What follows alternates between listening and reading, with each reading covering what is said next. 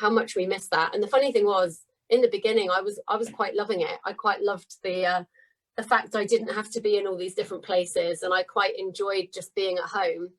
But by now, it's just like, nah, I'm done with that now. Can we just get back? Can we just get back to going on holiday and, you know, going down the pub or going out for dinner? Like I said to my husband yesterday, I can't remember the last time we went to the cinema to see a film, you know, and that used to be something you would just be able to do.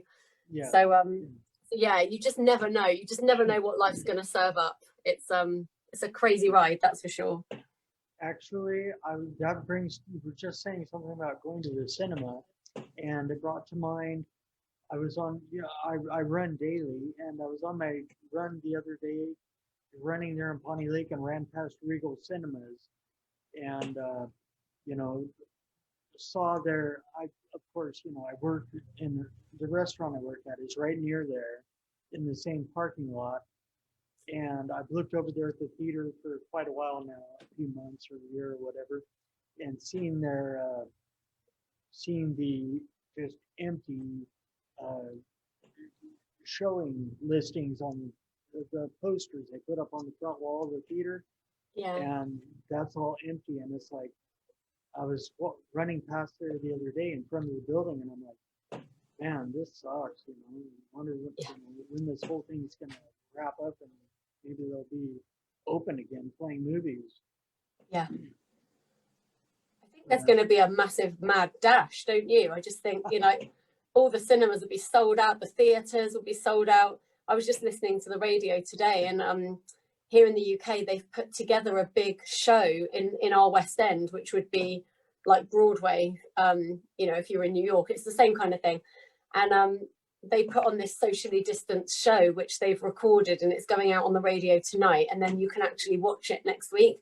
And all weekend they've been playing show tunes, and it's really brought people together, and it's really driven home how sad it is at the moment that you can't, well, go and support these amazingly talented people who's, for a lot of them, you know, their careers are short-lived anyway. You know, it's quite difficult to have a long career doing that, and they've been robbed of this last 12 months. And but what's been lovely is listening to the radio and hearing how the songs have been bringing people together. Like me and Sophia, who's just fallen asleep on me, we were dancing around to Rocky Horror Show earlier in the kitchen. I was teaching her the time walk. She's only 2, so she doesn't know that. She was looking at me like I'd lost my mind, but I was having fun, so that's all that matters, isn't it? Yeah, exactly.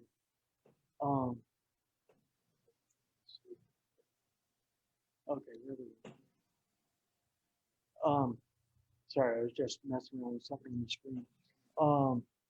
Yeah, it's like early on in the quarantine lockdown situation,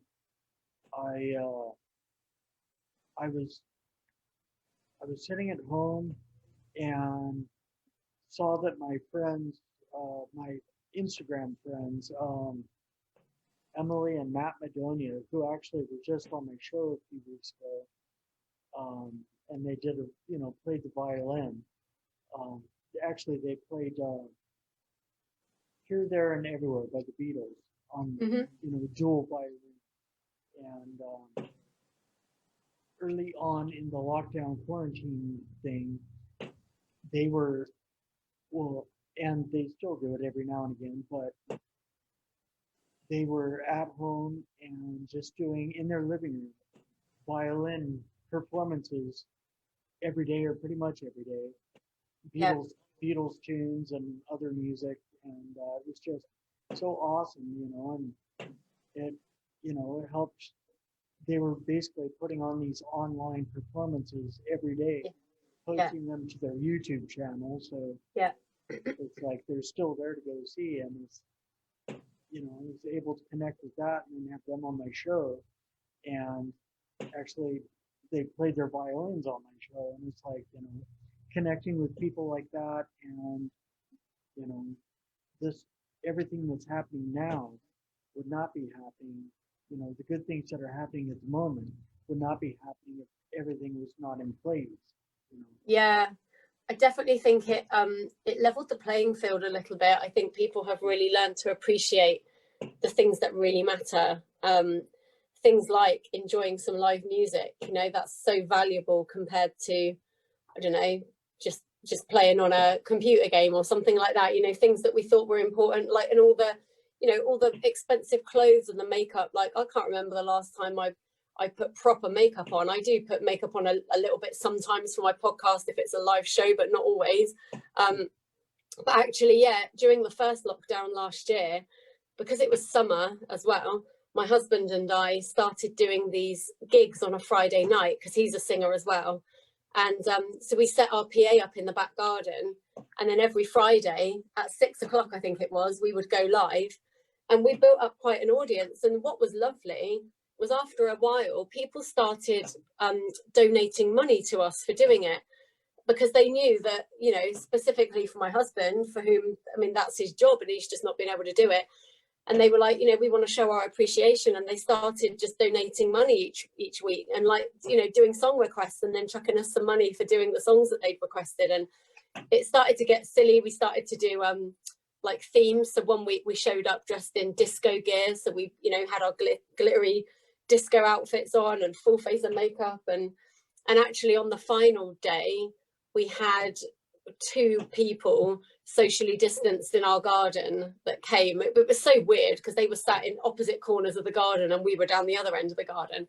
But they were, you know, friends of ours anyway. And so we had a bit of a surprise there, but that was lovely as well. And that, again, it created a sense of community. And I think it's not just people gathering together and enjoying the same thing, because I think that can happen, you know, for whatever it is, even if it's a knitting club, you know, you just find what you love and then you go and find a group of people. But I think music is so powerful for bringing people together, but also it evokes memories and emotions. So quite often when you sing a song or when you hear a song, there'll be someone that goes, oh my God, like, that's the song that we had at our first wedding, you know, we did that for our first dance, or that's the song that was playing when I first got my job, or, like, you know, they have happy memories of it. So I think music is a really powerful way to sometimes transcend the sadness that a pandemic can bring. Or, like, for some people, it's not even a pandemic, you know, some people are living in that state all their lives. It's just a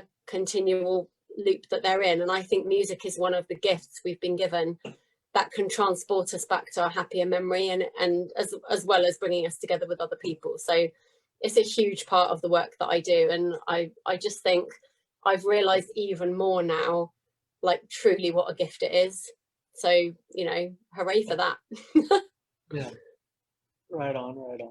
Yeah, it's like, well, I was just thinking, as you were saying that, music bring up happy memories. Yeah, it's like every time I hear an Ozzy Osbourne tune now, it brings to mind the time I was at Ozfest here at White River Amphitheater, near me here in the U.S. And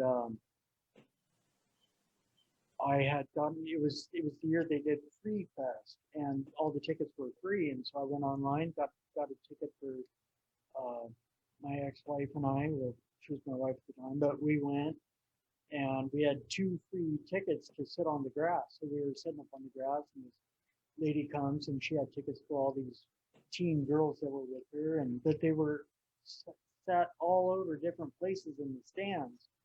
She's like, well, we're not going to sit separate, so, you know, we're just not going to sit there. You guys want a pair of tickets? We got a pair of tickets. We sat in the stands, and we were all standing at the beginning waiting for Ozzy Osbourne to get up on the stage and start singing, and you know, his band to start playing. And all of a sudden he comes walking down the stairs right next to where we were sitting. No way. Yeah, I could have, if I would have reached my arm out, I could have patted him on the shoulder as he walked past. Wow. And if I'd have known it was him, and if I'd have thought about it. Yeah. Of course, you know.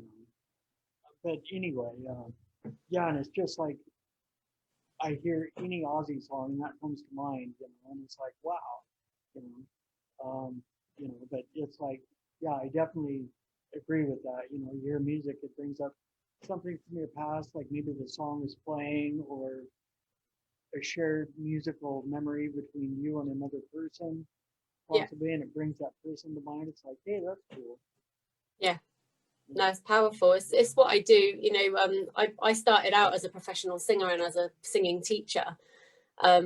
then my work started to transition, and now I find that music quite often helps people if they're feeling stuck in their emotions. Music will help to unstick that, you know, give them the right song and it all comes gushing out. And that sounds like something that you might not want, but actually release is so good because it allows us to carry on. Then, you know, we can keep taking a step forward. And yeah, I kind of cultivated this gift of being able to lead people to certain songs that were either meaningful to them because they liked the song, or just because something in the content was poignant for them.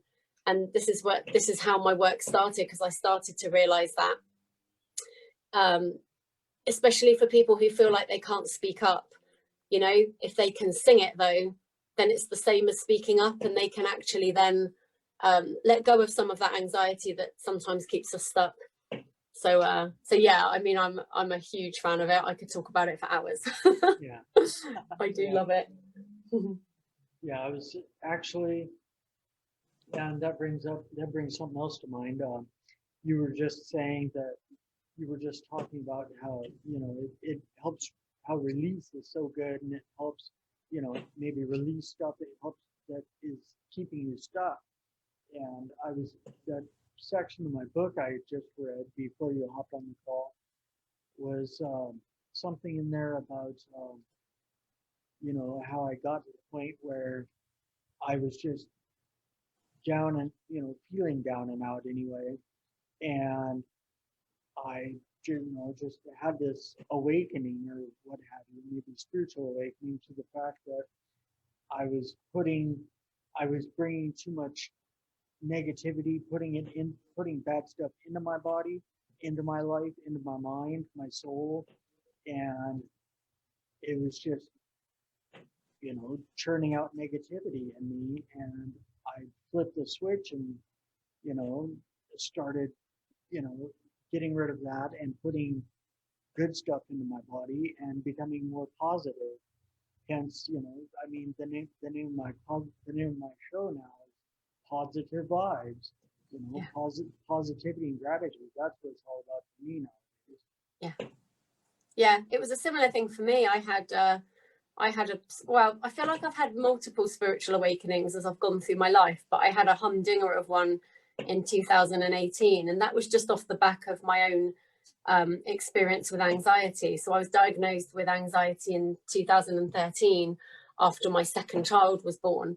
And I think I was living with it for about a year before I even realized that that's what it was. You know, I was having panic attacks, but it didn't look the way that you might see a panic attack on a TV show or on a film. You know, I wasn't crying and breathing into a paper bag. It was, for me, like outbursts of rage, and just, you know, I would just lose my temper at the tiniest little thing.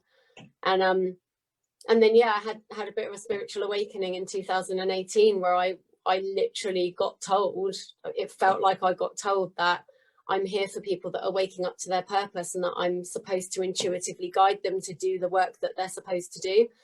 And being sassy like I am, I was like, oh yeah, so then why can I sing then? Like, why am I a singer?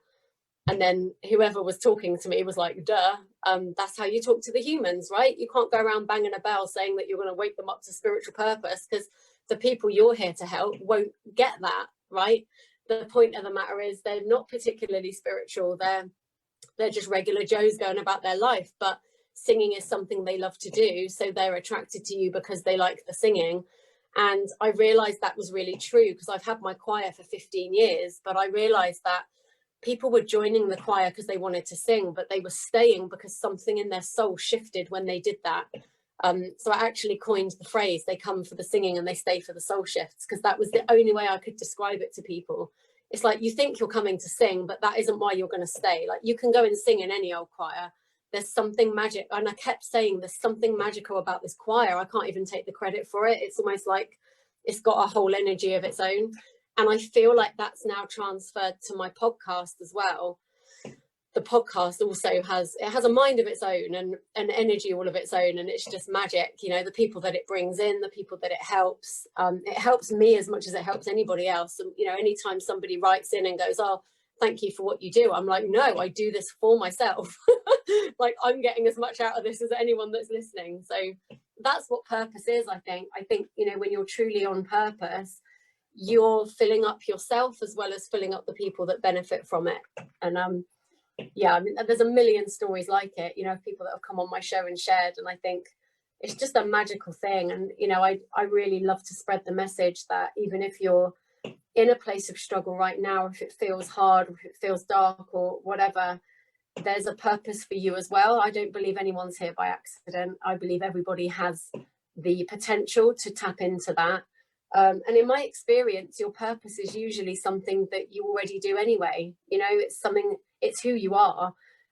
It's just in most cases we haven't given it that much credit. We just don't think it's that special. And so it's my job to tell everyone that, you know, you really are special, and you know, you really can find a happier place, even if where you're at right now isn't so happy.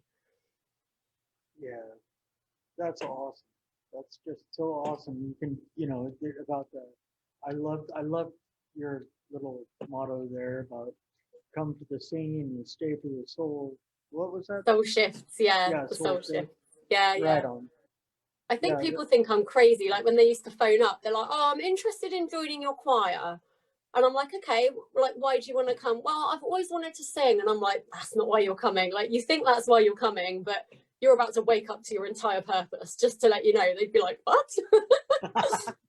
But you know, the ones crazy enough to stay would find that that was the case. And you know, the ones that weren't quite ready for that level of craziness yet were never gonna like enjoy the choir anyway, because I am that level of crazy most days. So like I say, it's better they know now. Just let them know from the get-go. This is what you're getting into. Exactly. Yeah, I mean, I believe that we're tethered at the soul to the people that we're here to help. So actually it's like, it's almost like soul recognition. It's how I felt the first time I saw my husband. I couldn't explain it, but it was almost like, oh, there you are. Do you know what I mean? Like it was like my soul knew who he was.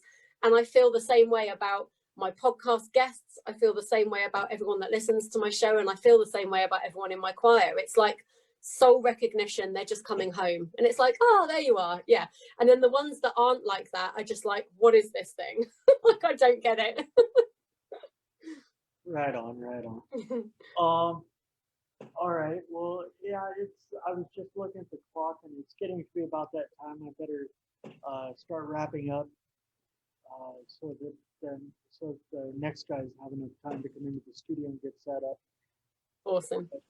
But I just want to, yeah, it's been amazing connecting with you and Lilli, and you know, maybe we could do this again sometime, or you know, maybe I can be a guest on your podcast. I was going to say, I would love it. I'd love you to come and talk about your book. I caught the title and was like, yeah, that belongs on the podcast for sure. So I've got your details, so we'll definitely hook that up as well. Right on. Yeah, and we're connected on Instagram, so yeah, we're connected now. Fab. But yeah, and I just like to thank you, Gary V, for putting up your post and connecting us in the first place. Yeah, Gary, we both want you on our shows, so yeah, please let's make that happen. yeah, let's definitely make that happen. Yeah, maybe we can all three be connected on a Zoom call, recorded it.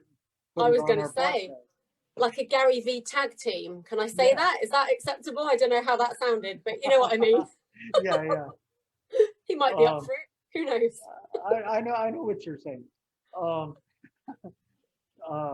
right. Well, yeah. Thank you very much, and thank you to all of my viewers and listeners. And I just want to close out by saying the usual: stay kind, optimistic, and grateful, and have a phenomenal day and a phenomenal week.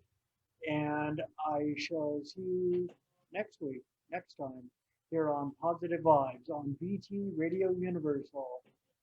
Thank you, and have a great day. And you have a phenomenal day over there, Lilli, or phenomenal night as it is. Thank you. You too. Thanks for having me. All right. Take care. Bye-bye.